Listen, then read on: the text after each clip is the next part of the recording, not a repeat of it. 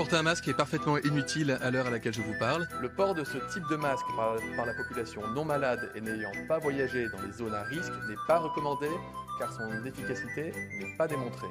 Aujourd'hui comme demain, et je l'ai déjà dit, une personne asymptomatique qui se rend dans des lieux publics, qui se déplace en transport en commun, n'a pas à porter de masque.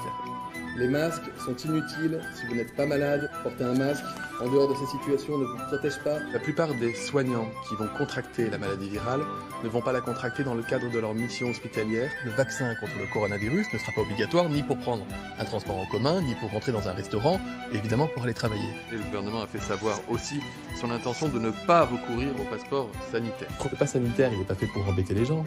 L'idée, c'est pas de fliquer les gens, c'est pas de les empêcher, c'est pas de les trier. Je suis contre ça, je suis contre le transhumanisme, je suis contre le pass sanitaire dans le resto. Je suis contre le pass sanitaire pour qu'on ses gamins à l'école. Non, on n'est pas en train d'installer un système de tri ou de sélection des gens en fonction d'un statut sanitaire. Le pass sanitaire n'est pas autorisé par la loi pour rentrer au restaurant ou pour rentrer dans une salle de cinéma ou dans un petit théâtre qui ferait moins de 1000 spectateurs.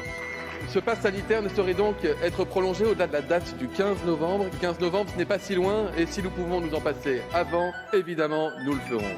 L'autre question que vous avez posée, c'était sur la troisième dose. Il n'y aura pas d'impact de la troisième dose sur le pass sanitaire. C'est-à-dire que si vous avez votre pass sanitaire, que vous alliez prendre votre rappel ou non, vous garderez le bénéfice du pass sanitaire.